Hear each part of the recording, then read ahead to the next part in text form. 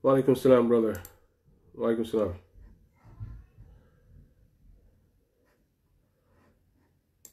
Wa alaikum salam.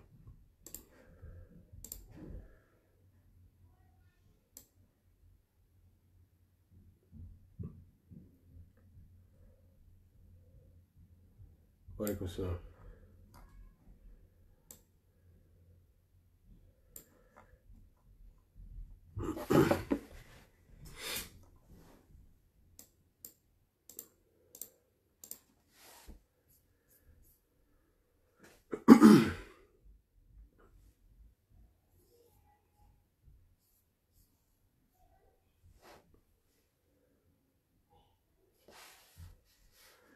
Wa alaikum assalam, everybody.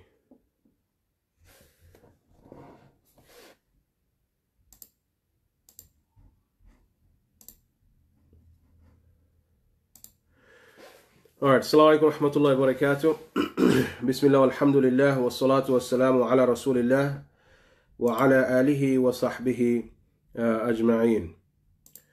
I hope everybody is doing well. You and your families are having a productive Ramadan so far. Tonight is the 14th night, so we're almost half done. I mean, time is flying, subhanallah. Which is actually one of the signs of the last hour. The Prophet ﷺ said in an authentic hadith, the closer we get to Yawmul Qiyamah, time will be flying by very quickly. So it just seems like just the other day we were preparing, counting down, oh, it's a month left for Ramadan, and now we find ourselves that it's almost a day short of half being completed, half of the month being completed.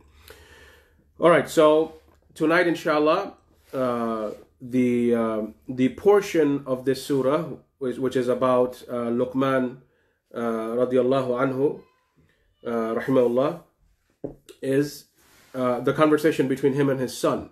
So tonight, inshallah, we will complete that portion of the surah, but of course still there's verses left in the surah. We'll need some more time to finish the whole surah.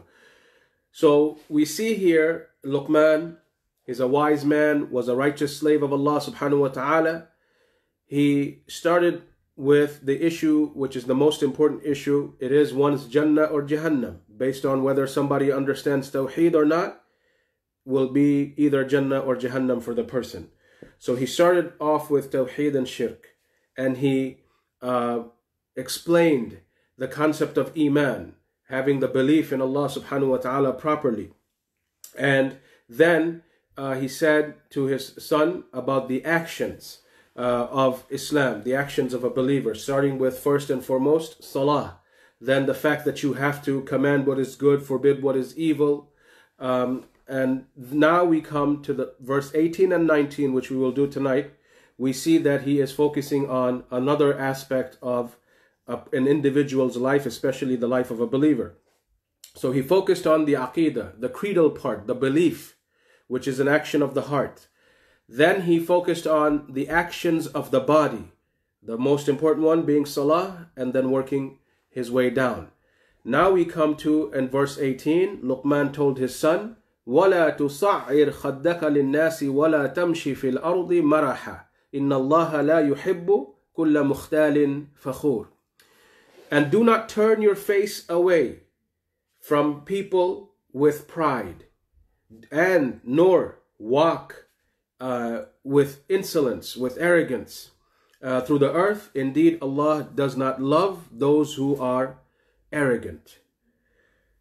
So after talking about Tawheed, Shirk, Iman, the A'mal, the acts of Ibadat, the acts of worship, he now focuses on character. Character. A Muslim will never be complete without working on his or her akhlaq. We have three aspects. You have the aqidah aspect, which is your belief. You have to believe in the right things, the way Allah legislated. Then you have the aspects of the body, that you do these things. You say the shahada. You do the salah. You give the zakat and the sadaqah. You do the hajj, right? These are actions of the body. Then you have the entire character, the personality of a believer. So when we say that the best of the people were the Sahaba after the prophets and messengers of Allah, of course the number one people were the prophets and messengers. After them were the Sahaba of Muhammad sallallahu alaihi wasallam and every other righteous people that Allah mentioned by name, and Luqman is one of them, right? So those were the best of the people after the prophets and messengers. So if you truly want to follow the way of Ahlus Sunnah wal Jama'ah, like we talk about this with a lot of people, I have the aqidah of the Salaf, which is the righteous first three generations. The aqidah of Ahlus Sunnah wal Jama'ah, the aqidah that Imam Abu Hanifa, Imam Malik, Imam Shafi, Imam Ahmed, rahimahumullah, and all the other scholars other than them, like Ibn Kathir, Ibn Taymiyyah, Ibn al-Qayyim. I mean, there's so many scholars throughout our history, the scholars of Ahlus Sunnah wal Jama'ah, past and present. They all had the same aqidah, same belief. The actions about salah, this, that, same. We also follow the characteristics, the akhlaq, the manners of those righteous generations as well. The Prophet and his companions, the first three generations. So here, what's it called? Luqman, he tells his son, وَلَا تُصَعِّرْ خَدَّكَ لِلنَّاسِ وَلَا تَمْشِي فِي الْأَرْضِ مَرَحًا. Do not turn your face away with arrogance, nor should you walk on the earth in an arrogant manner. So what does this mean? We have in our generation, our generation of people, and then my children's generation, the parents are talking to them, they'll just turn away and start walking. This is haram for you to do as young brothers and sisters and children who are watching. You shouldn't do this to your parents. Your father or your mother is talking to you. وَلَا تُسَعِّرْ خَدَّكَ لِلنَّاسِ. Don't just turn your face away and walk away from the people when they're talking to you. This is in reference to all people. How much more so when it comes to your own father and mother? That parents talk to their children and the son and daughter, I don't want to hear it, I don't got time. He just turns away and starts walking away. This is really bad, really bad. And this goes against the characteristic of a good believer. Even if you did something bad, your father or mother's yelling at you, take the yelling, look at them properly, listen to them, pay attention. Don't just start walking away, because that is arrogance. So here Luqman is telling his son, this is how you should behave with everybody. When people talk to you, listen to them. Just see what they have to say. I don't have time for this. Turn away and walk away. This is not the way of the believer. And we have in our American society or European society, Western society, I remember, people still use these phrases, talk to the hand. I don't want to talk to you. Talk to the hand. What's this? Talk to the hand. Right? This is not the way a Muslim should behave with anybody. You don't like what they're saying? Listen to the person. If he's saying something wrong, you're already there. وَأْمُرْ بِالْمَعْرُوفِ وَانْهَى عَنِ الْمُنْكَرِ. If he's saying something bad that contradicts Islam, you correct it. But at least pay attention. Give him that time. Give her that time. You listen. Look at what the Prophet ﷺ, he said when it comes to speech and giving people their due respect, valuing people as human beings. Abdullah ibn Umar radiallahu anhu, in a hadith in Sahih that's collected in Bukhari and Muslim, he said that the Rasul sallallahu alayhi wasallam said, إِذَا كَانَ ثَلَاثَةٌ فَلَا يَتَنَاجِي اثْنَانِ دُونَ وَاحِدٍ. That if there are three people, two of them speak in a way that the third does not understand. This is not allowed. This is disliked. The Prophet ﷺ said, don't do this. There's 3 people, 2 of them start, whether it's sign language or a language. So let's say it. I don't know, out of 3 people, there's 2 people who understand Urdu and the 3rd one doesn't. So the 2 Urdu speaking people should not just all of a sudden start speaking Urdu because the 3rd Muslim does not understand, or 3rd person, just a regular person, any human being. He does not understand that language. He's going to feel left out, of course, because the 2 of them are speaking. It's like, I'm sitting with you guys. Why are you speaking in a different language? Why am I just being taken out of the conversation and the gathering? That's one. It's very rude to do. Second, the person can think, hey, are these guys talking about me? What's going on? I'm sitting right in front of their faces. Right? So this is character, the character of a Muslim. Don't do this. If you guys have a common language, when you're together, speak that common language. And of course, living in this country, whether you're Arab or African or Pakistani, Bengali, whatever it is, our common language is English. So when we are gathered together, speak the English language so that everyone in the gathering understands what exactly is being said and what's going on. There's no secret talk when people are sitting right there. This goes against the manners of Islam. So لا تسعر خدك للناس. Don't just turn away from people when they're talking to you. Don't turn your faces away out of arrogance. This is something that Allah subhanahu wa ta'ala has specifically addressed regarding one specific issue in the Quran and elsewhere in the Quran. We see when people are asked to give charity, what happens to the people? We kind of get upset. Maybe we're frowning. We got to help the masjid again. We have to help this again and that again. What's going on? So people start frowning. Then they slowly start walking away. And then eventually you see them walking away. Allah subhanahu wa ta'ala, subhanallah, He addressed all 3 levels in one verse in Surah Tawbah. Allah subhanahu wa ta'ala said that يَوْمَ يُحْمَى عَلَيْهَا فِي نَارِ جَهَنَّمَ فَتُكْوَى بِهَا جِبَاهُهُمْ. On the day meaning the day of judgment, the fire will be heated. The fire of hell will be heated for them, and with that fire, their foreheads will be branded. فَتُكْوَى بِهَا جِبَاهُهُمْ. Their foreheads will be branded with that fire. وَجُنُوبُهُمْ. And their flanks, their sides. وَظُهُورُهُمْ. And their backs. هَذَا مَا كَنَزْتُمْ لِأَنفُسِكُمْ فَذُوقُوا مَا كُنْتُمْ تَكْنِزُونَ. And it will be said to them, this is the consequence of yours for hoarding up your wealth and not spending in the path of Allah. فَذُوقُوا مَا كُنْتُمْ تَكْنِزُونَ. So have a taste of that wealth that you used to hide. Instead of donating, giving charity, regular charity, you used to hide that wealth that Ar-Razzaq gave to you. It's not this money is not ours. Ar-Razzaq gives us rizq to see what we will do with that rizq. So Allah gives us money, but then we become miser, bakhil, and we don't want to spend fi sabilillah. So Allah specifically mentions that the fire of hell will be heated, and you will be branded in 3 parts of the body. Jibahuhum, their foreheads, wa junubuhum, their sides, wa dhuhuruhum, and their backs. Why these 3 body parts specifically? Whenever you ask people for money, fi sabilillah, they frown. It's the forehead. Then they want to turn away. I don't want to listen to this. It's their sides. And then eventually they leave the place and all you see is their backside, their backs. Subhanallah, how detailed and specific Allah Azza wa Jal is.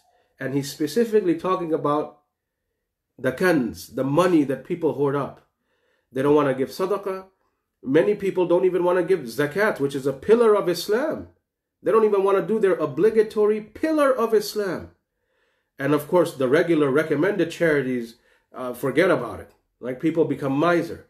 So be very mindful that, of course, Luqman is teaching his son, لا تسعر خدك للناس. Don't turn away with arrogance from people. And many times people will be asking you for the wealth to support Allah's cause. Who's going to support this? Allah has left it to us. These are his, this is his religion. This is his house, his institutions. We understand that. The owner is nobody, right? It's not that I build a masjid and I'll be like, hey, I'm Taufique Aziz, I own this masjid. That's haram to do. Nobody owns a masjid. A masjid belongs to Allah. That's why it's called Baytullah. We get the reward for building it. We get the reward for supporting it. But the owner is Allah Azza wa Jal. It's his house. So when we go around asking for money and charity, you have to be careful. Don't turn away with arrogance. Even if it, what did the Prophet ﷺ say? Save yourself from the fire. This is the hadith in Bukhari. Even if it is by just a tamr.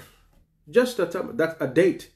Financially speaking, that's all that you are able to donate at the moment. Here's a date for the path of Allah subhanahu wa ta'ala. Which is what? I don't know, a nickel, a dime, a quarter, whatever it may be. One date, right? That's all you can afford. You put that quarter down, no problem. Allah knows your limits. He is Ar-Razzaq. He is the one who gave you the limited rizq. If somebody can give 500, he gives 500. The one who can give 5,000, he gives 5,000. The one who can give 5 cents, he gives 5 cents. But do not turn your faces away when the call is made to donate fi sabilillah. This is a very scary verse. And Allah is specifically talking about money. When people ask you for charity, for sadaqah, not for personal use, but to support his religion. You look at the non-Muslim society. Look at these Christians. They spend billions of dollars. Look at, I'm sure those of you brothers who are watching, sisters, if you're from Bangladesh, Pakistan, whatever country you're from, Egypt, Morocco, Afghanistan, don't you see Christian missionaries going to our countries all the time with Bibles and this? They're spending money to spread the message of kufr and shirk. But how many Muslims spend money for the deen of Allah? Whatever is happening in Islam, so many revert brothers and sisters, I personally know, no Muslim ever came to them. Allah made him stumble upon the Quran somewhere. Or of course nowadays it's the media, they demonize like, hey, what is this? They're always saying Islam is a terroristic religion. You know what? Let me go search, Google search. Let me go watch a video on YouTube. People are curious. We're Bani Adam, right? We're like Curious George. Sometimes we're even worse than Curious George. So Shaitan thinks he can fool people. But people get this idea, hey, what's this Islam? What, people blow themselves up and get 72 virgins? What type of maniac religion is this? Let me go research. And then they stumble upon the truth by the rahmah of Allah. And then they take their shahada, they become Muslim. But what Muslim directly helped him? Nobody. It was Allah subhanahu wa ta'ala, the tawfiq, the guidance, directly from Allah, tawfiq. Right? So this is what happens. So if you actually spend money for the sake of Allah, how much more would we be able to do in terms of propagating the message of Islam, taking care of each other, and so on and so forth. Before proceeding, because we are talking about this, before I forget towards the end, Friday, day after tomorrow, same thing that we did last week. Friday at the masjid, come at 1 o'clock. We'll be there from 1 to 3 p.m. I'll be there inshallah too, if all is well, brothers from the management.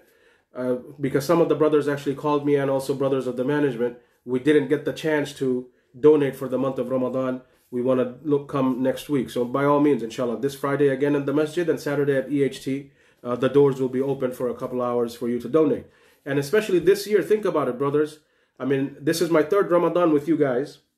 And from what I've seen for the past 2 Ramadans, every night we used to provide dinner for like 300 people in the masjid.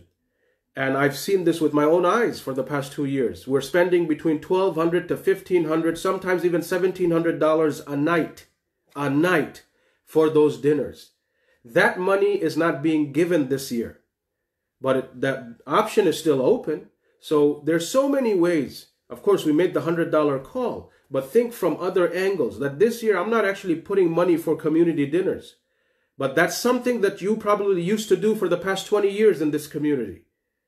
Keep those regular deeds ongoing. Just because we're locked down doesn't mean doors to charity has closed, right? So think about it. Think about all these things and maximize your reward for this month. All right, so moving on, we have already covered this hadith before, where the hadith in Sahih Muslim, the Prophet ﷺ said, لا يدخل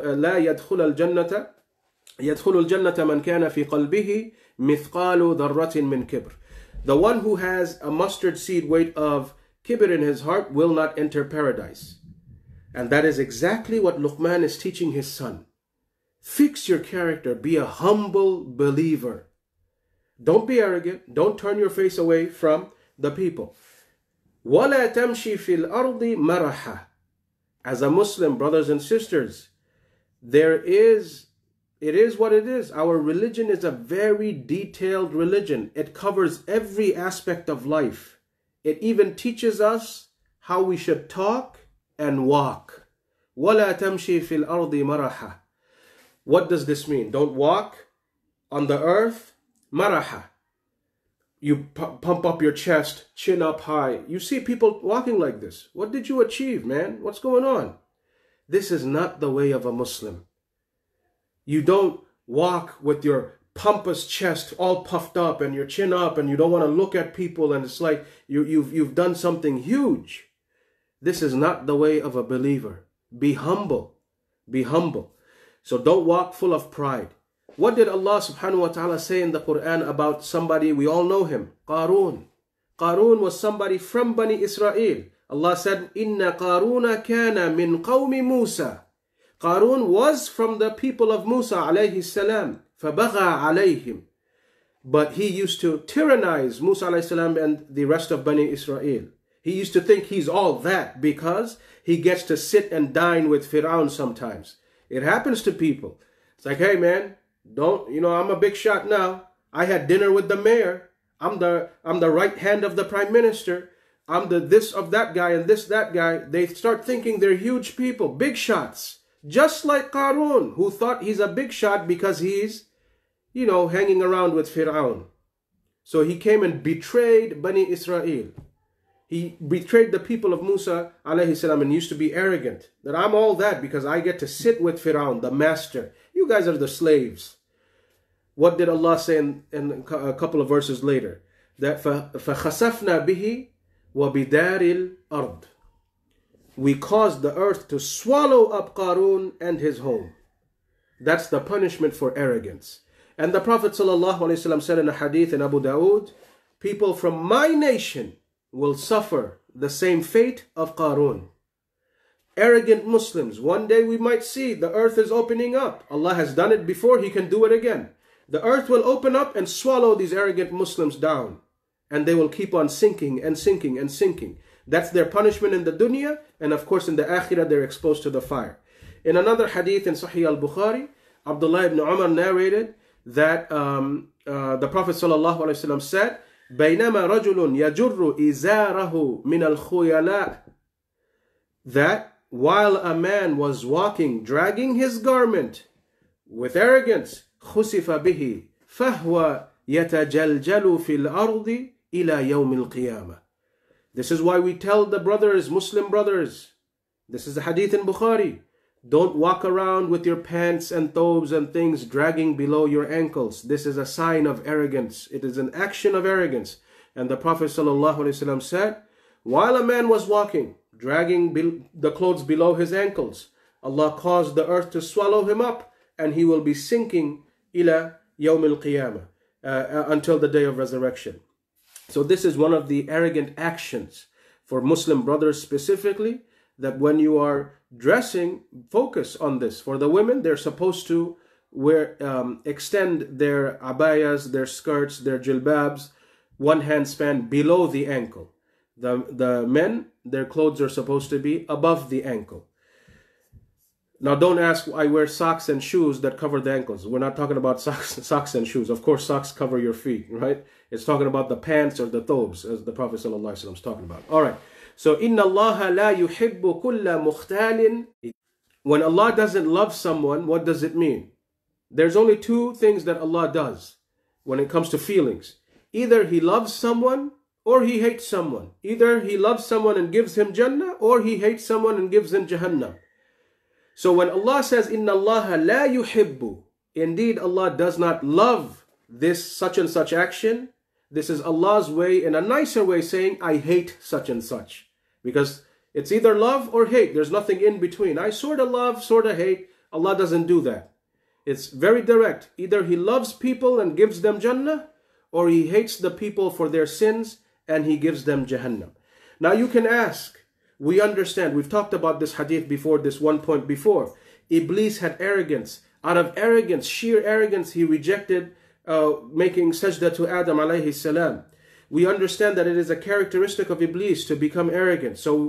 But there is something more, and I was waiting for this aspect. I didn't talk about it before because I was waiting for this verse.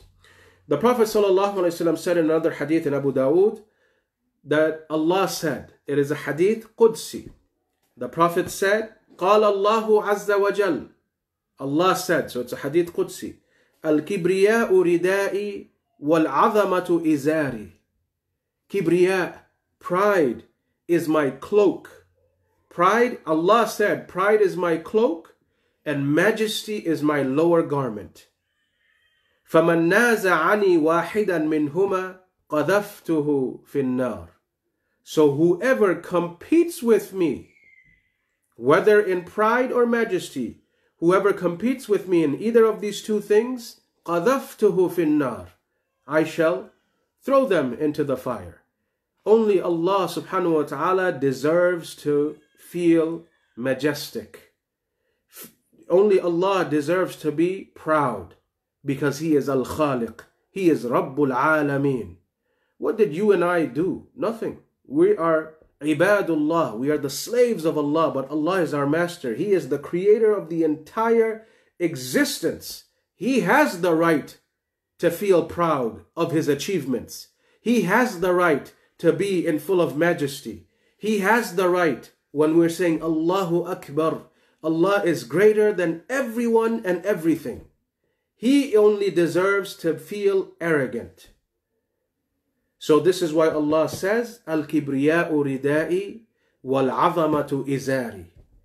Pride is my cloak and majesty is my lower garment. We cannot compete with Allah in arrogance or feeling all majestic about ourselves.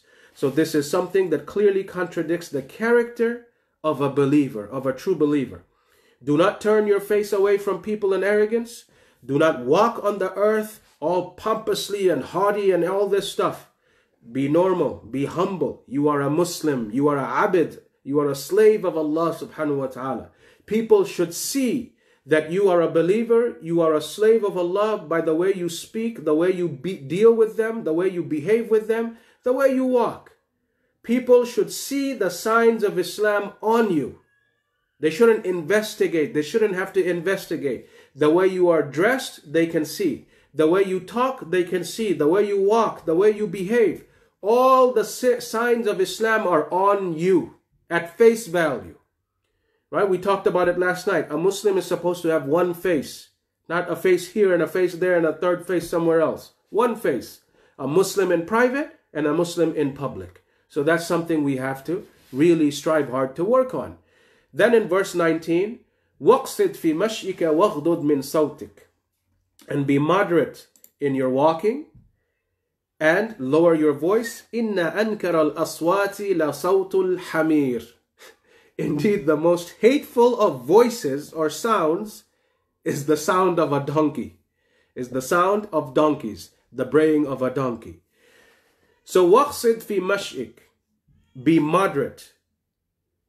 In the previous verse, he's telling his son, don't walk on the earth all pumped up chest and all this. Now he's saying to his son, don't act like as if you're a slave. Oh, I'm a humble man. You can't even raise your face to people. You're always bent over for people and like this.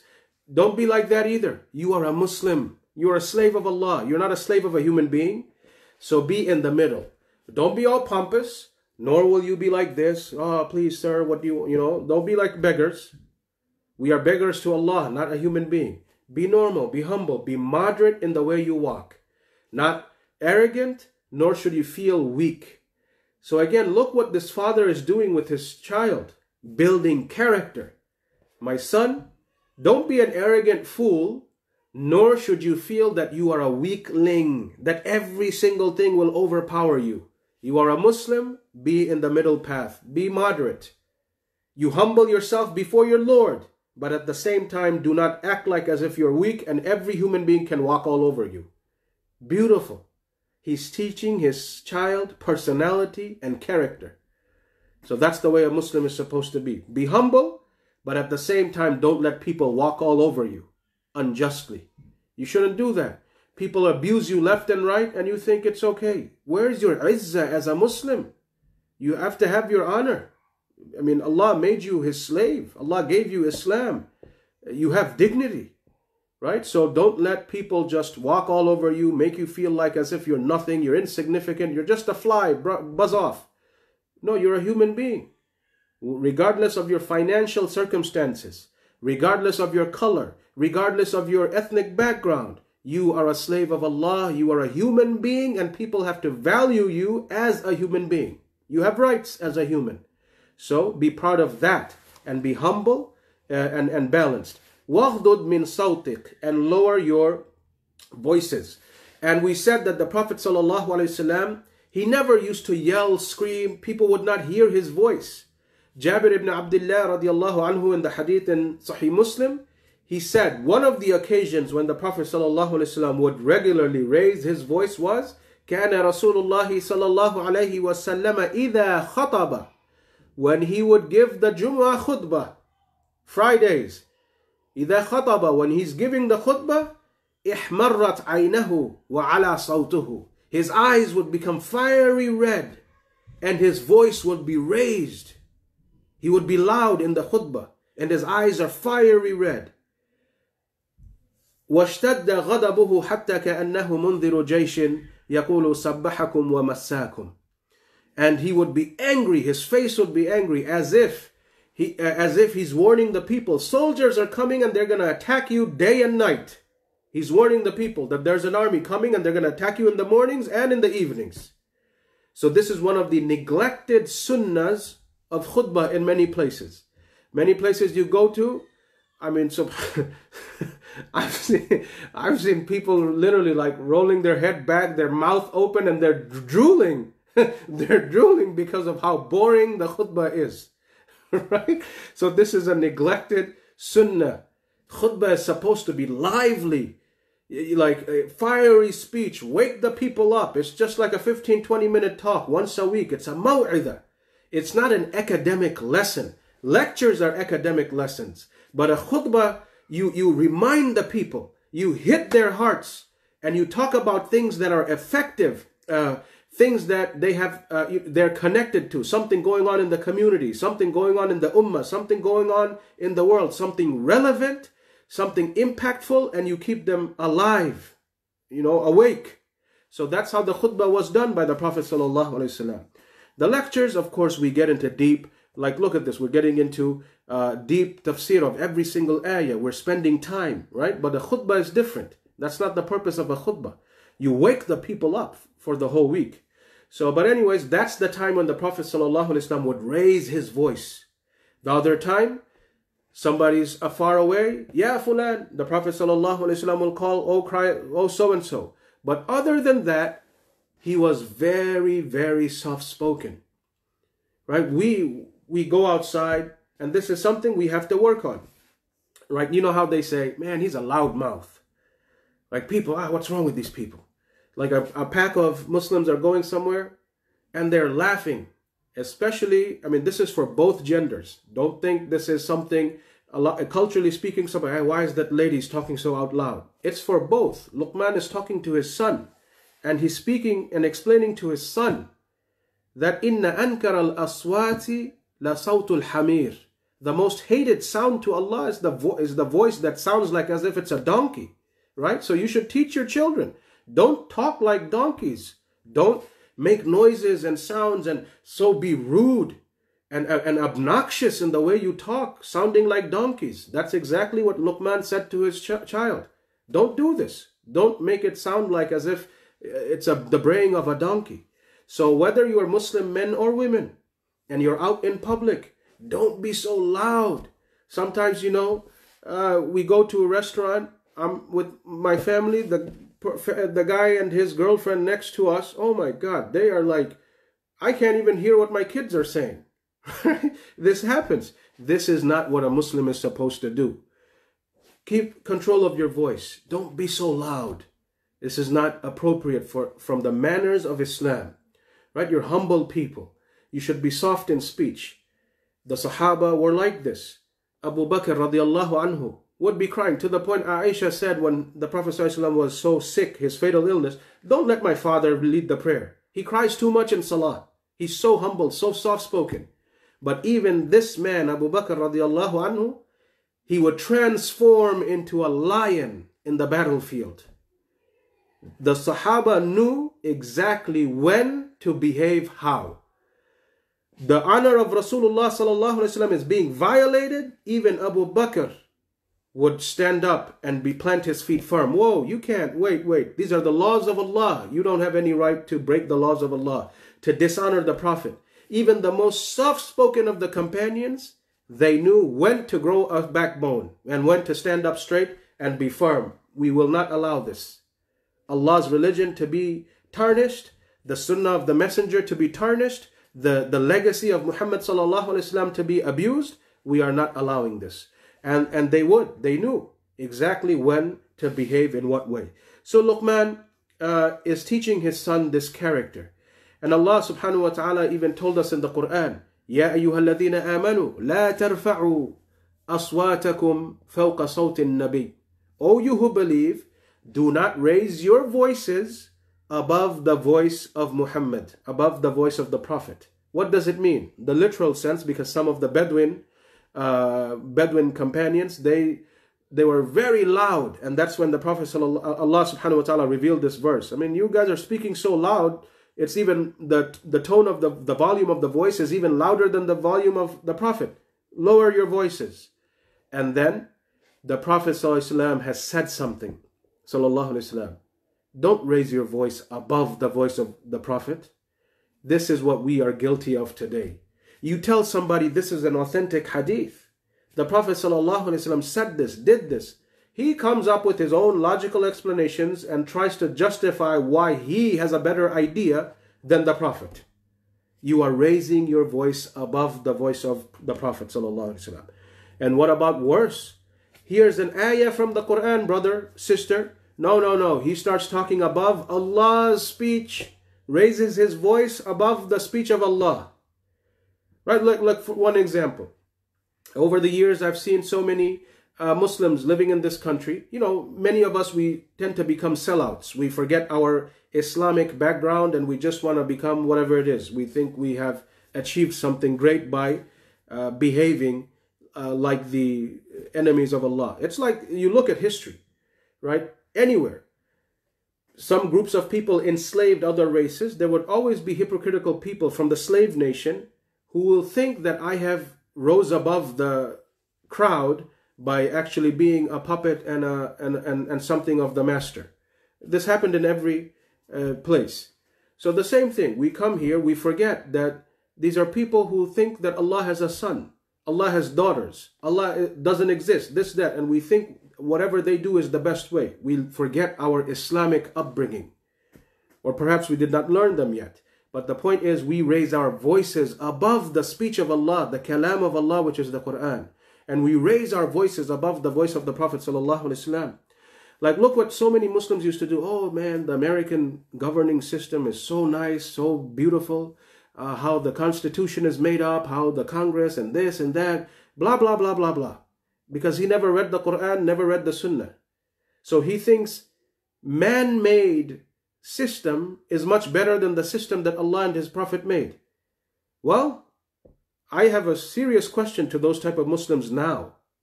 What do you think of the American system? This COVID-19 crisis, subhanAllah, it has shown the entire world how corny the structure of the American government is. This is the only developed country in the entire world, the only one that does not have a proper healthcare system. Look what's happening. Like there's no universal health care. There's nothing in a crisis like this. Left and right, panicking. They don't know what's going on. People fighting each other over toilet paper and paper towels in the grocery stores. They just don't know how to deal with these type of crisis. And of course, you see how their structure is. So as a Muslim, you should pause and think. Allah is showing you man-made things aren't good. Allah gave you something better. Don't raise your voice above Allah's kalam. Don't raise your voice above the voice of the Prophet ﷺ, above the Quran, above the Sunnah. Right? So you have to be very, very careful. Be humble in your speech. Be humble in your walking. Be humble in your dealings. And always, always remember that we have no right to think we are above Allah or His Messenger. Inna ankara al-aswati la sawtul hamir. The voice of the donkeys are the most hated by Allah subhanahu wa ta'ala. Now, so with this we conclude the story of Luqman and his son. We said Surah Luqman, the main theme of this surah was about Luqman's story. That's why this chapter is named after Luqman. So these previous 9 ayat, the total of 9 ayat, we talked about Luqman and his advice, and we learned a lot of lessons. And from tomorrow we will continue on with the other, because Allah shifts the attention away from Luqman's story and the remainder of the surah and talks about certain other aspects of environment and aqidah again. So we will see that from tomorrow night. Between concluding, brothers and sisters, what have you understood from these few ayat? What is the relationship between father, mother, son, and daughter? Allah has told us here, of course, everybody has a position. This was the last thing. Do not raise your voice. Don't sound like donkeys. The father and mother have a position above the children. Don't raise your voice over the voice of your parents. This is manners. As a Muslim, we should not raise our voice above Allah and His Messenger. As children, we cannot raise our voice above the voice of our parents. As Muslims, we cannot raise our voices above the voice of the Imam, the leader of the Muslims. Every person has a position above the other. This is the way Allah subhanahu wa ta'ala has made the system, right? Someone is above somebody else. This is the test of life. So those who have been given a higher position than you, do not raise your voice above them. This is the attribute of a Muslim. Even if the one who is higher than you, if your parents have abused you, you be patient and you deal with it in the right way. It doesn't justify you to be shouting and screaming and yelling and this and that. It is not allowed. There are avenues. Just like, let's say, the Prophet ﷺ said, a woman cannot marry without a wali. فَنِكَاحُهَا بَاطِلٌ فَنِكَاحُهَا بَاطِلٌ فَنِكَاحُهَا بَاطِلٌ. He repeated this 3 times. If a woman marries without a wali, her nikah is invalid. But there is a system. What if her father is an abusive man who does not have any clue about what type of son-in-law to get for her? Does Islam give her a solution? Yes, it does. But there is a proper method. She shouldn't start breaking things, cursing her father, screaming, shouting, I'm going to kill myself if you don't let me marry who I want to marry. All right? These are not the way a Muslim girl is supposed to behave.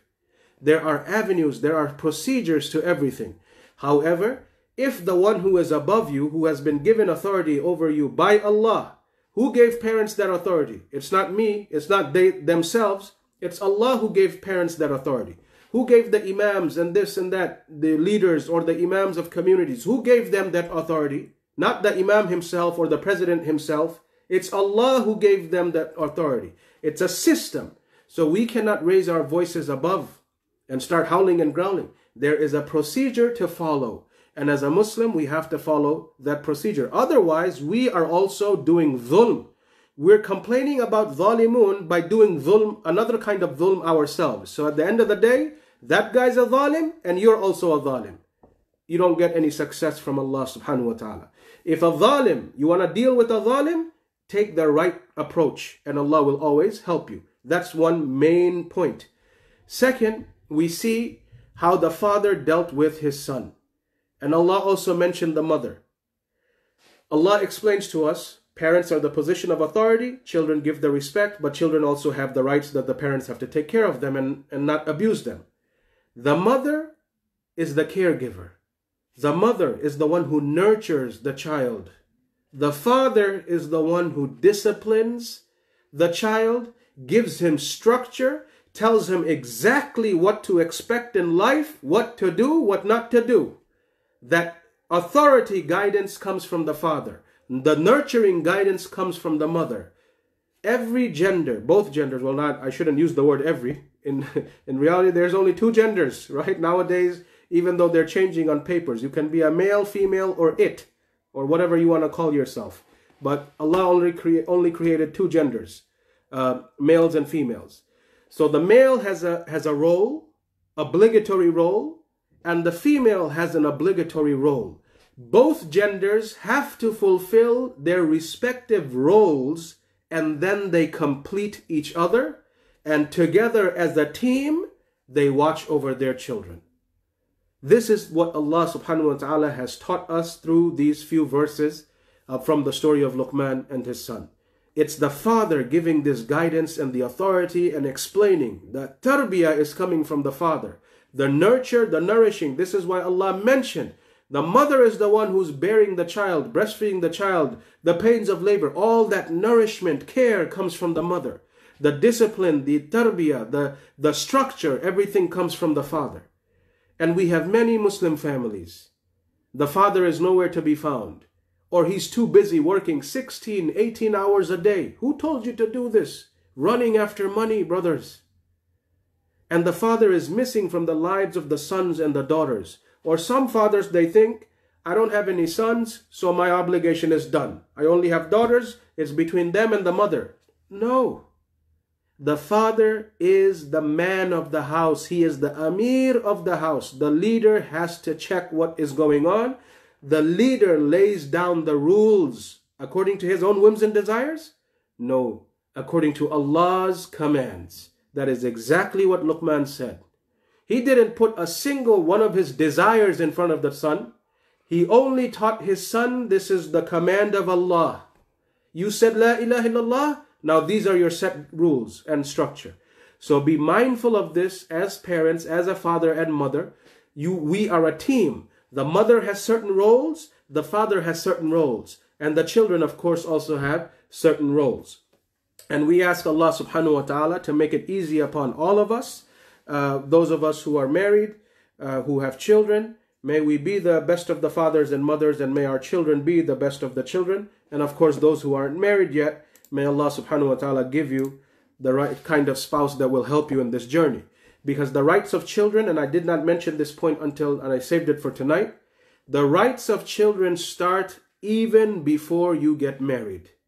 As a Muslim man, you have to think, what type of woman will be a good Muslim mother for, inshallah, my future children? And as a Muslim woman, you have to think, what type of man will be a good Muslim father for, inshallah, my future children? The rights of children come even before marriage. And this is something agreed upon by Ahlul Sunnah. It's known. This is why the Prophet ﷺ recommended so many times. There are so many hadith. Marry the righteous among yourselves. Marry the one with husnul khuluq, with good manners. Marry the ones with deen. Because religion and manners is what's going to make you a good father and mother. Because you have to raise the future generation. You have no religion and you have no manners. You're not going to be a good father. You're not going to be a good role model for the next generation. Right? So inshallah ta'ala, we will stop here for tonight and address the questions. And of course, from tomorrow night, the topic will shift again to the other verses, the other topics mentioned in this surah. All right, let's see. Can I give zakat to poor people to build their house? Of course, the zakat, you give it to the individuals. It's the money that you give them. They make do with whatever need that they have. Of course, building a house is something, if it's a basic necessity of life, somebody needs to have shelter. Whatever the case may be, somebody is in need of the money, he qualifies for zakat. Now, whether he wants to pay for rent with that money, or buy food with that money, or buy clothing with that money, pay for his child's school, whatever it is up to him. He has the freedom to do that. We cannot dictate hey, brother, sister, you're a miskin or miskina, I'm giving you zakat, make sure you do such and such and such. The person is a miskin. He will utilize the money that in a way that he sees fit for himself and his family. So you give him the zakat for whatever need it may be, whether it be for building a house or something else.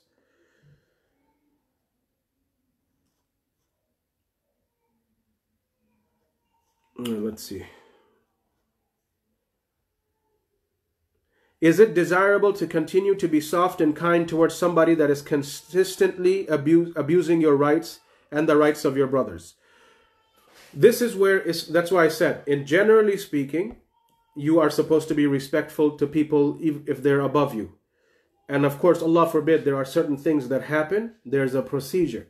So let's suppose, even if it's parents who are abusing children, does it mean children can't do anything against the parents? Of course not. It is allowed. You go complain to the authorities. What if parents are beating their children to near-death experience? We don't tell those children, oh, no, you have to love and respect your parents, stay with them, it's okay, go back to your parents. This is not the way Islam works. So Allah nor the Messenger ﷺ said, quietly take abuse. Remember last night we said, Luqman taught his son, وَأْمُرْ بِالْمَعْرُوفِ وَانْهَ عَنِ الْمُنْكَرِ. Command what is good and forbid what is evil. Abuse is evil in the eyes of Allah and His Prophet ﷺ. Islam does not condone abuse in any way whatsoever. So we don't support abusive nature or abusive households. People would have to seek their rights in the proper way, whether it be through the authorities, the Muslim judges and courts and whatever may be the case. These are worst case scenarios I'm talking about. And in other cases, like let's suppose someone is abusing you and your brothers, right? And it is mentally destroying you, emotionally destroying you. You can't function properly in life. Then that person, for this specific case, stop seeing that person.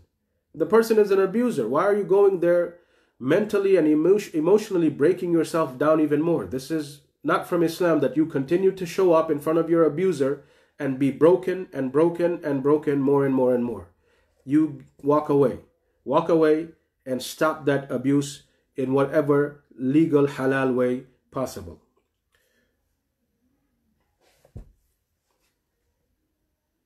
Is it true that if you read Durud Hazari 20 times for your parents, Allah will stop their grave punishment for 80 years? There is no such hadith or statement from Allah or statement from the companions of this sort.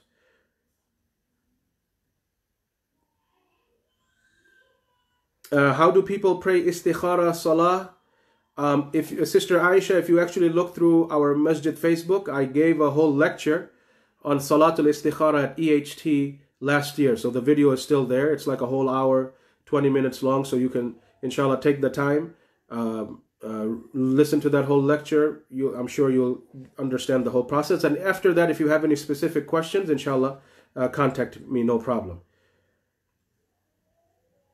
Islam doesn't authorize wife to divorce her husband. She has to call upon parents, guardians of both sides to make husband to divorce. Is this true? Right, so divorce, which is known as talaq, is the right of the husband. The husband issues talaq. The wife, as is mentioned in Surah Al-Baqarah, she asks for khula. Khula means separation. That even if you see,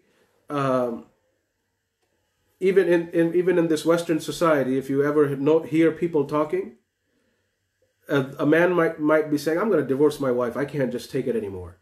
And the woman is saying, I want a divorce from you. This is the natural way Allah created us. The man says it, the woman demands it, meaning asks. So a khula is when the woman asks for the divorce. But issuing the divorce, saying, I divorce you, this is the right of the husband, that he says this to her if the situation arises. A woman can't say, I divorce you and that's it, we're done. But she asks for the divorce.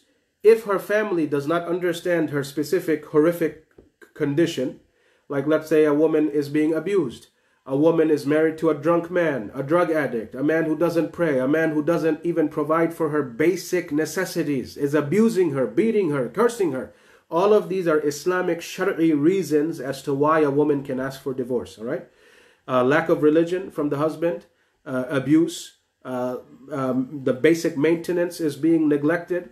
So these are the legal, Shari'i defined reasons as to why a woman can ask for divorce. So she goes and complains to her parents. The father, meaning her wali, her older brothers or brothers who have reached puberty. The wali of her family, the uncles, the fathers, the brothers, they are supposed to help her. It's like, hey man, we gave you our daughter, our niece, our sister to take care of her, and you're now abusing her? Get out. We'll take care of our daughter, niece, whatever it is, right?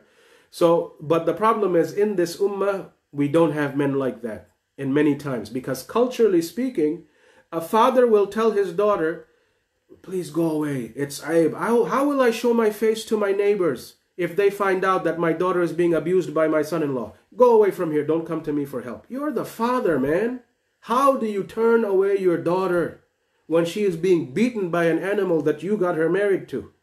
This is a crime. This is a huge sin in Islam for any father to do this to their daughter, or brothers to turn away their sisters who are being abused, uncles to turn away their nieces who are being abused. You get the picture.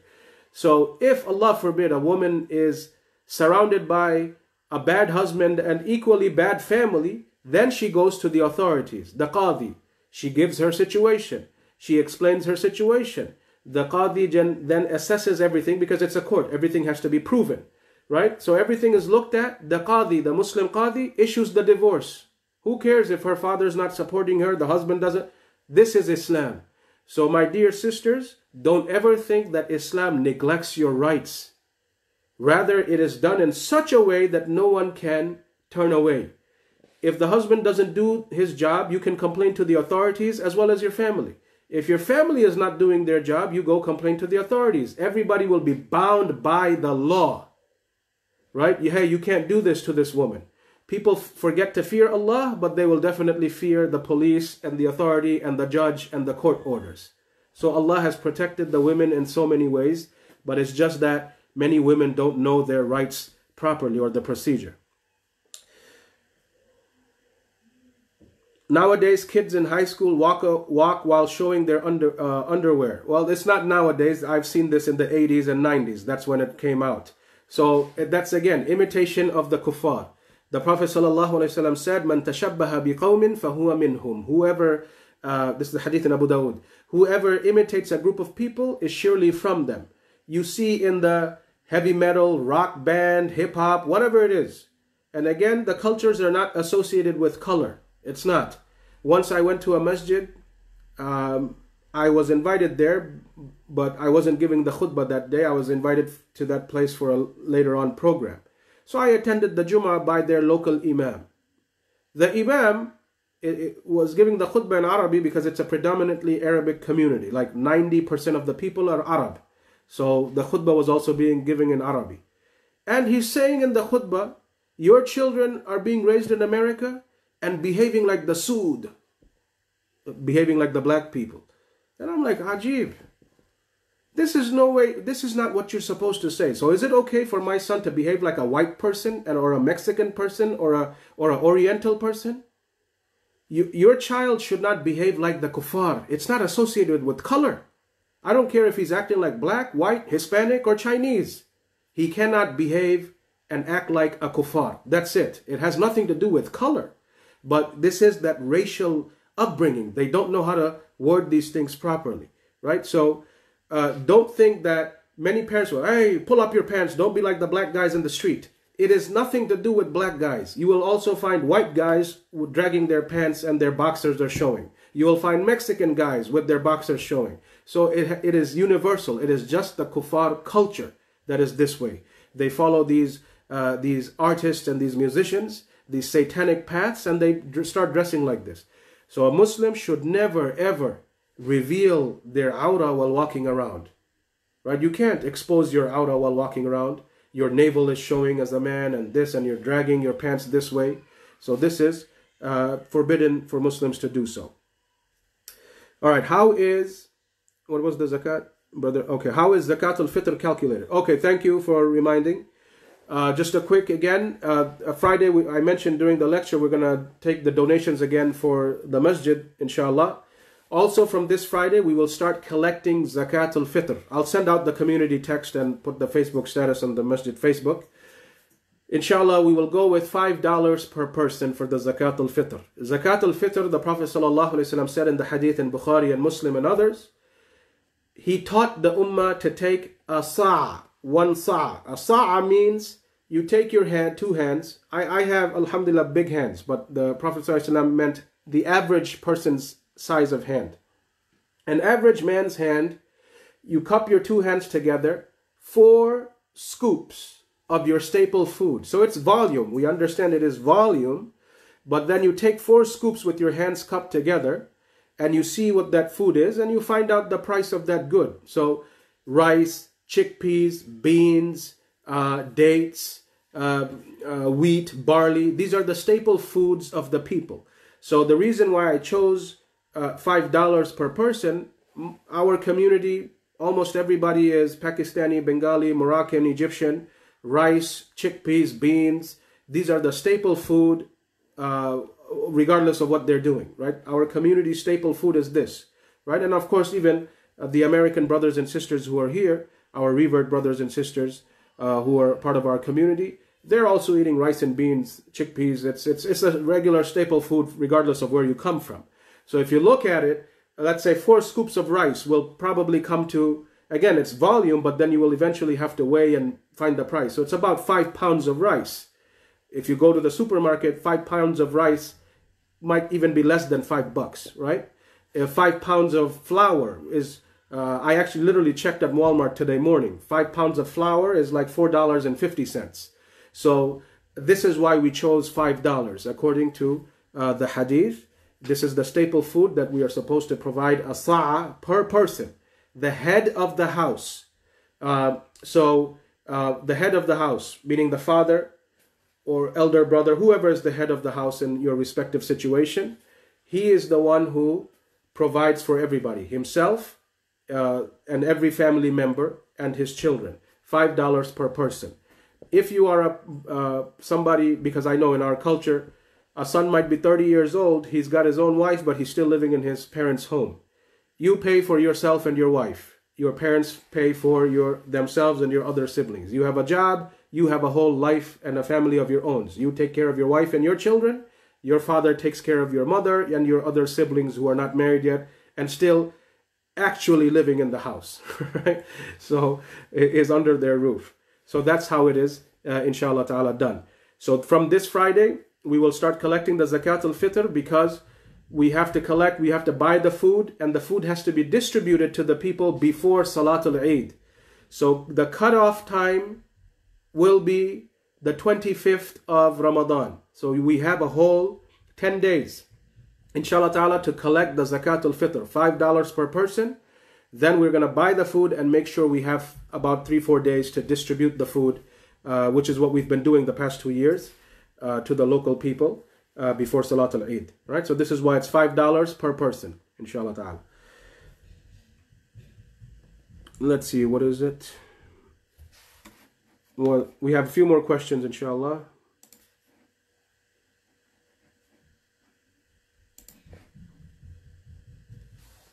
How much? All right. How much is the Taraweeh Salah in Ramadan? It's what's it called? You pray a maximum of 11. I was reading another question while trying to answer this. You pray a maximum of 11 raka'at, inshallah. Assalamu alaikum. When preparing iftar, am I allowed to taste the food to check for the saltiness and then spit it out? This is a hadith in Sahih al-Bukhari. Abdullah ibn Abbas, he said, let's say you take your finger, you put it on the tip of your tongue just to taste the cooking, right? This does not break your siyam, right? So you're just literally touching on the tip of your tongue. So this is the hadith in Sahih al-Bukhari. So go ahead, sister, you can do that. You don't want your family, your children and your husband to then complain you didn't cook nice. So, Can I give my Zakat al-Fitr money to the Masjid TD bank account? I believe in the website, Brother Zishan, who is the treasurer for the masjid, he has fixed that he actually called me and he told me it's fixed. If you actually go to the website and you go to the donate button, you will see a drop-down menu as to why you are giving the money. So let's say I forgot if Zakat al-Fitr is an option there or not. However, click on Zakat and make a note. This is Zakat al-Fitr. So please make a note when you do that donation, or whatever donation you want to give. If you want to donate to the masjid regular account, just put a note. This is Zakat al-Fitr, so that we know it is going towards buying the food, right? Otherwise, it'll be haram on everybody's part, a big haram. We have to make sure the money goes in the right place for the right cause. So please make that note when you donate through the website, that this is for Zakat al-Fitr.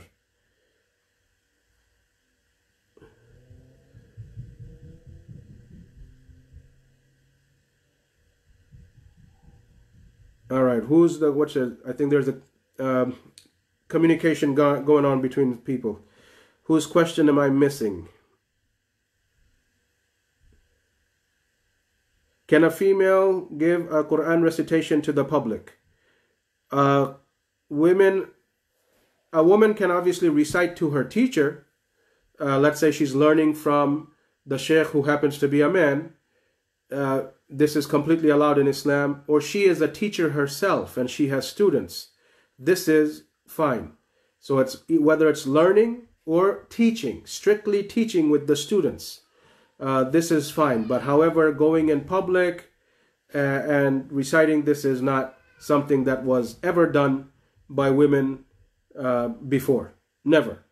So if this was something good, I'm sure a woman could have done it in the past 1400 years. Why did it take 2010 for women to discover that they could do this?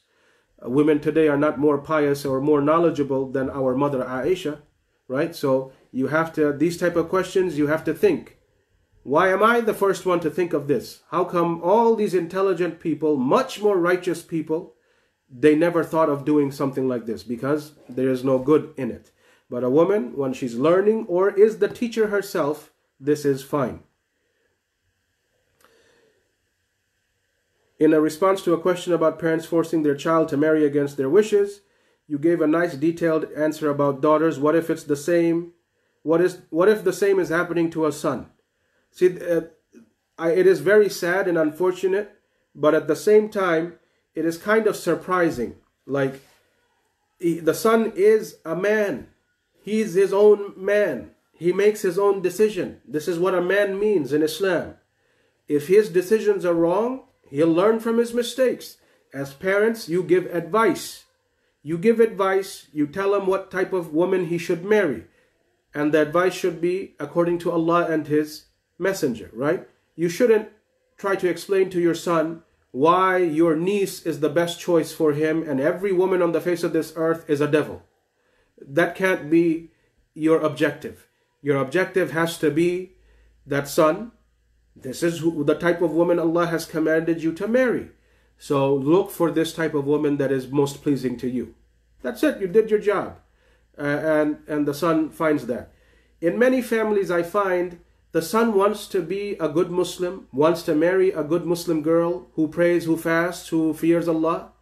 That type of family becomes a chaotic situation. But then you have other families, the son is running away and getting married to a Christian, a Hindu, an atheist, a Buddhist, and that family is saying, Sheikh, what can we do? He's our son. We can't throw him out of the house. It's ajib. Here is a Muslim family whose son wants to marry a good Muslim girl. They have a problem. And then there's the other family whose son is marrying a kafira. They have no problem. So we live in a very strange time, right? Very strange time. So I would advise parents not to do that. This is your son's life, right? Your son's life. The Prophet ﷺ gave women the right to choose what type of husband they want to live with, as long as he's a good Muslim, but someone that's compatible with her. So what about the son? Of course, Allah didn't even address this, or the Messenger ﷺ didn't even address this, because it is known. He's a man. He can make his own decisions, right? So if you have to work with your son, inshallah ta'ala, and go about it that way.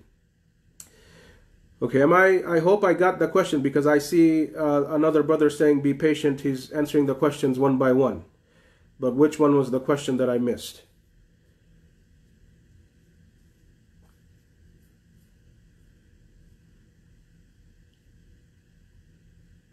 Okay, of course he's not going to answer my questions. Which one was your question?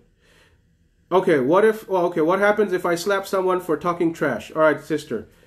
I'm getting to the questions because the comments keep updating. You know, be patient. Be patient. We've all been fasting. Don't think I'm ignoring questions. All right. So, if somebody trash talks you, you are supposed to talk in a way that is better. Let's say somebody trash talks you. If somebody's using foul language at you, doesn't mean you use foul language back. Then you just stoop to their level. Be intellectual. Be above the person. Be better than the person in the way you are talking back. It doesn't mean somebody's trash talking to you and you just take it and take it and take it. Say something back. Remember, we were talking about the ayah last night. Allah even gave us permission. When you're talking with non-Muslims, when they're arguing with non-Muslims or even bad Muslims, وَجَادِلْهُمْ بِالَّتِي هِيَ أَحْسَنُ. Argue back in a way that is better. Right? Sometimes you can have comebacks. You can have comebacks. You can have comebacks. So there's no problem. There's no problem. Sometimes, depending on the situation, as long as you don't use foul language, you have some nice, strong comebacks that shuts the person up. That's completely fine for you as a Muslim to do, inshallah ta'ala. But as I said, do not resort to foul words and things like that. It's not like this is the hadith. It has come to me that some of you curse your own parents. It's a hadith in Sahih Muslim. So the Sahaba were like, who's going to curse their own father and mother? So the Prophet ﷺ said, you cursed someone's parents, and as a retaliation, he cursed your parents back. You caused the curse of your own parents. So as a Muslim, don't do that. If somebody curses your mother, because this is what they do, a lot of American trash talk is about your mama, your mama, your mama, right? So doesn't mean he's saying something about your mom and you go back saying something about his mom or her mom. That lady is innocent, poor lady, right? So as a Muslim, be just. You take your rights from the one who is transgressing, not other people. So talk back, defend yourself in a way that is better and wiser. All right, so is that the only question you asked? What is true? What's the proof? Okay, I'm still scrolling up.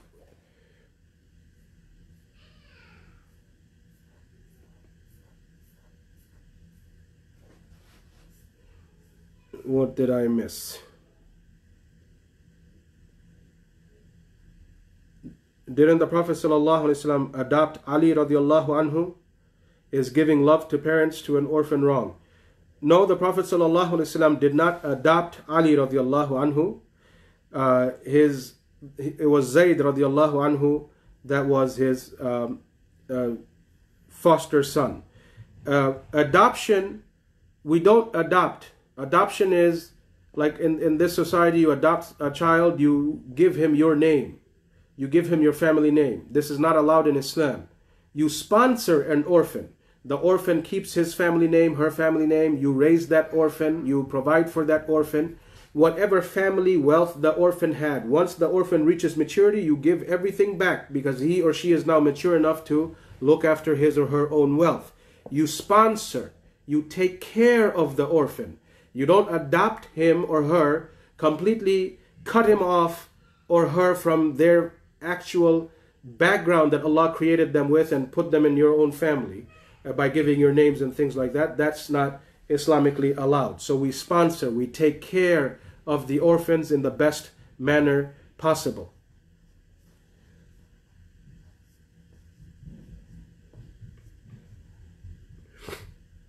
Is it okay to recite Surah Fatiha, Ikhlas, or Surah Yasin when you visit a grave? All of this is a bid'ah. You don't recite any Quran when you visit the grave. You give salam, Assalamu alayka ya ahl diyar, until the end of that dua. You say that, and then you make a dua for everybody there. You want to make a specific dua for, not to. You want to make dua for a specific Maybe it's one of your parents, grandparents, siblings, children, relatives, whatever it is. So you go give salam to everybody, the Muslims. Don't give salam to the Christians or the Jews, right? We're supposed to say, Abshiru bin nar. When we see non-Muslim graveyards, we say, Abshiru bin nar. May the glad tidings of the fire be upon you. That's the hadith in Sahih Muslim. The salam you give in the Muslim graveyard. So you give salam to all the Muslims who are buried there. Make a dua for them. Remind yourself that you are soon going to be there today or tomorrow. Then you want to make dua for your specific relatives who are buried there. You are allowed to do so. But reciting the Quran, the Fatiha, the Ikhlas, the Yasin, or whatever may be the case, these are all bid'ah.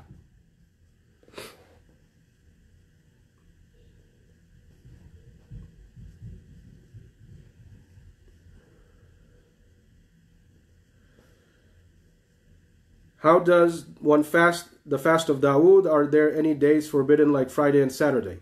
The hadith mentions that you don't specify Friday and Saturday for the fasting unless you're somebody who's been skipping and fasting, skip a day, fast the next day. Eventually it will turn out that you will fall on a Friday anyway. So that's different for that type of person.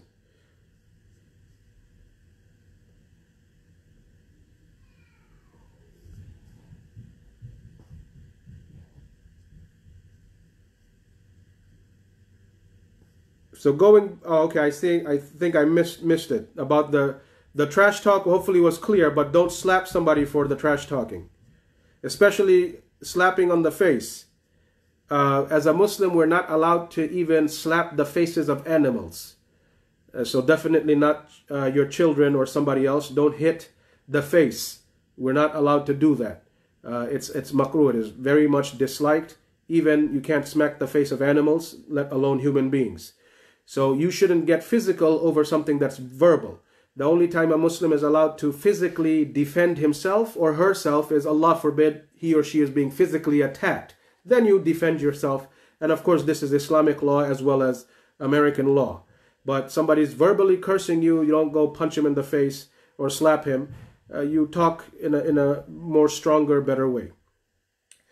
All right, when giving sadaqah, I normally give it to the poor people in the village that I grew up in Bangladesh. Should I prioritize giving sadaqah to the EHT center or to that village? Your priority should be where you live. Right? There are two priorities: where you live, your own community, and as well as your distant relatives. So you can break it down, give some portion of it to the community where you live, and give some portion of it to your relatives who are in need.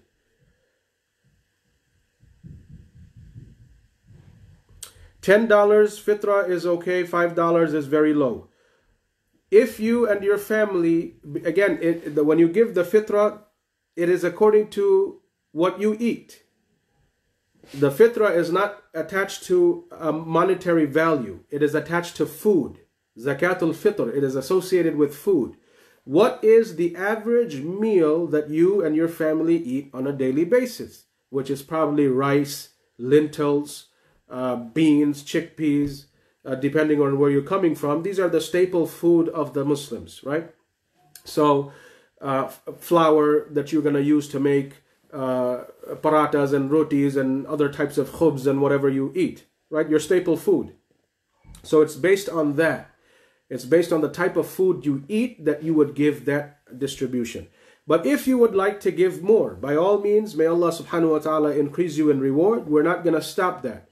So $5 is the minimum per person in your family. But if you choose to give more, may Allah reward you more. No problem. All right, that's the last couple of questions. And then we will end for the night.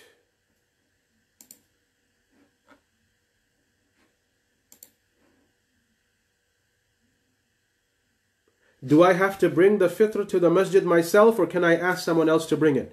That's completely fine. You want to assign somebody to bring it for you on your behalf and drop it off? Make sure you assign somebody trustworthy, right? You don't want to give him zakat al-fitr money and then he runs away and does something else with it. So make sure that's the case. All right. The last question for the night will end after this. We have another question. once the masjid reopens, are we going to pray with gaps, or the question is about that? Okay, so it seems like probably by the time we hit next month, inshallah ta'ala, we might be reopening based on, again, the governor. The governor dictates. If he allows, we will. Now, some people are asking, I've gotten this question before as well, are we going to pray standing 6 feet apart? This doesn't make any sense. The whole point of Salatul Jama'ah is to be close together. The Jama'ah, you stand feet to feet, shoulder to shoulder, and don't leave any gaps between yourselves and the next person. People stand, this is so difficult to explain this ruling to people all throughout the year, even before a coronavirus outbreak.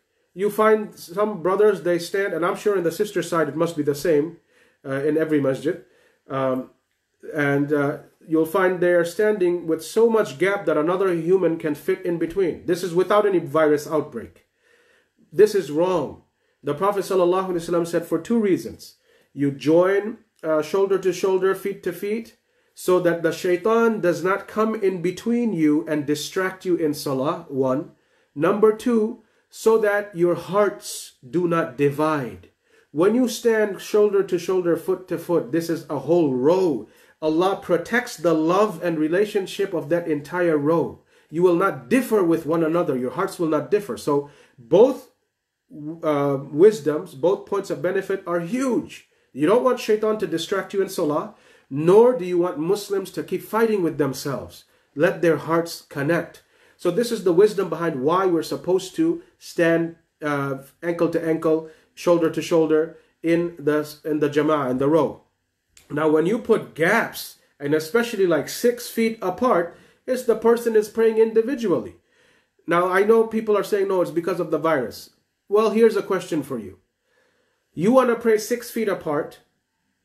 Let's say the hadith doesn't exist. For the sake of argument, I'll say the hadith doesn't exist. There's no hadith telling us that we have to join shoulder to shoulder. But I'm going to stand 6 feet apart when I'm standing in jama'ah inside the masjid. Aren't these people walking all over the carpet? Even though you're standing 6 feet apart, you're going to be making sajda, your forehead, your nose, your hands are going to touch that carpet where the other person walked. So how are you avoiding anything? How are you avoiding anything? Right? So please, this is going to be a huge, wallahi, this is actually, this is one of the things I am seriously worried about. Muslim Ummah already prays with gaps between themselves. Allah knows best. Are they going to pray with 6 feet gap for the next 10 years and never fulfill this obligation of joining the rows properly? I don't know. This is a huge fitna, and I truly worry about the Muslims, what's going to happen.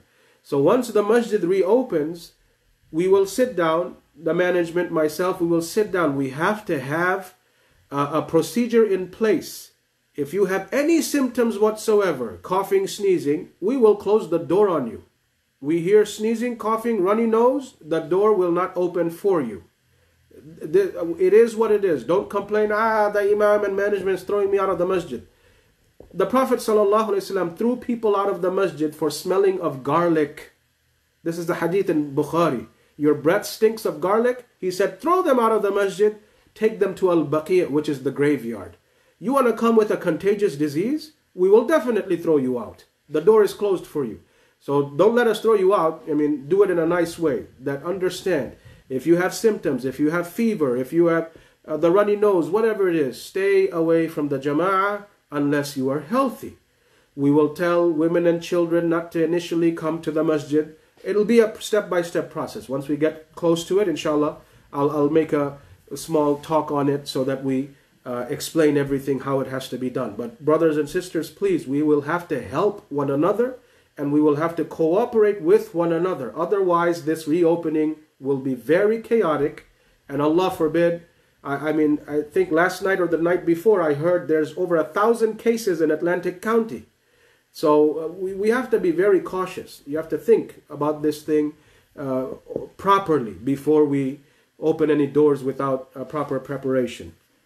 Inshallah ta'ala. All right, so we will end here for tonight. Inshallah, tomorrow, again at 9 o'clock, bi'idhnillah, we will continue with the surah. سبحانك اللهم وبحمدك أشهد أن لا إله إلا أنت أستغفرك وأتوب إليك والسلام عليكم ورحمة الله.